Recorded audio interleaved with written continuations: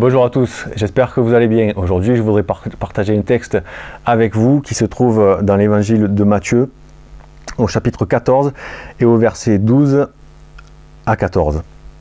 Les disciples de Jean-Baptiste vinrent prendre son corps pour l'enterrer, puis allèrent informer Jésus de ce qui s'était passé. Quand Jésus entendit la nouvelle, il quitta la contrée en bateau et se retira à l'écart, dans un endroit désert. Mais les foules l'apprirent. Elles sortirent de leur bourgade et le suivirent à pied. Aussi, quand Jésus descendit du bateau, il vit une foule nombreuse. Alors il fut pris de compassion pour elle et guérit les malades. Le contexte de ce texte, en fait, Jean-Baptiste, le cousin de Jésus, vient d'être mis à mort, il vient d'être décapité, et les disciples de Jean viennent d'apprendre la nouvelle à Jésus. Voilà. Pour resituer un peu, si on lit les chapitres d'avant, Jésus avant ça a fait toute une série de miracles, d'enseignements. Il a fait beaucoup de voyages, il a été jusqu'à Nazareth, là-bas dans sa patrie, où c'était assez compliqué, où il y a eu beaucoup d'opposition. Et là, on vient de lui apprendre la nouvelle de la mort de son cousin. Et là, Jésus, on peut deviner sa tristesse, on peut deviner l'état dans lequel il est. Il doit être dans un état de tristesse de par le fait d'apprendre la mort de son cousin. Et aussi dans un grand état de fatigue, je suppose, parce qu'il avait beaucoup travaillé avant ça. Et dans ce texte, qu'est-ce qu'on peut voir?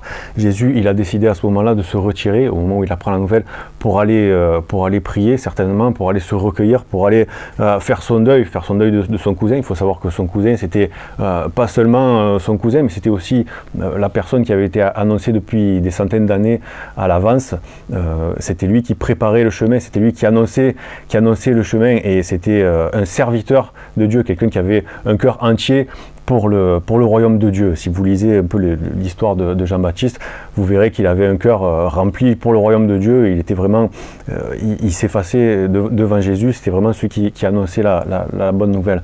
Et Jésus, pour toutes ces raisons-là, devait se retrouver extrêmement triste.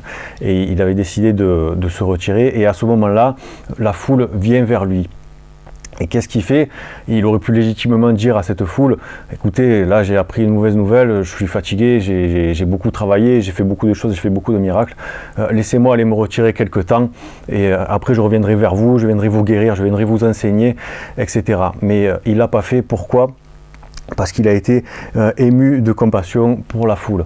Et souvent dans notre service, qu'il soit important aux yeux des hommes ou peu important, quand on a eu une série comme ça de travail un peu compliqué ou un peu fatigant, on peut se dire là j'ai besoin d'être seul, j'ai besoin d'aller me reposer, et c'est légitime. Mais parfois Dieu veut nous amener plus loin. Je pense que Dieu a amené ces foules auprès de Jésus, c'était pas pour rien, c'était pour lui l'amener plus loin, et aussi pour nous montrer l'exemple. L'exemple de quoi? Que par amour, si Dieu a déposé son amour dans nos cœurs, le fait d'aller plus loin, on le fera pas à reculons, on le fera volontiers. Pourquoi? Parce qu'on sera rempli d'amour et de compassion pour le Seigneur. C'est quelque chose qu'on peut faire. Dieu dit qu'il renouvelle nos forces durant la marche, et là on voit qu'il a fait avec Jésus. Et on sait qu'il peut le faire avec nous. Que vous soyez encouragés dans votre service, s'il y a des moments où c'est compliqué, quand vous voyez que Dieu veut vous amener plus loin, si Christ vit en vous, vous pourrez le faire. Parce que vous aurez la compassion de Christ en vous pour votre prochain. Voilà, que vous puissiez être encouragés par cette parole. Soyez bénis, je vous souhaite une belle journée à tous.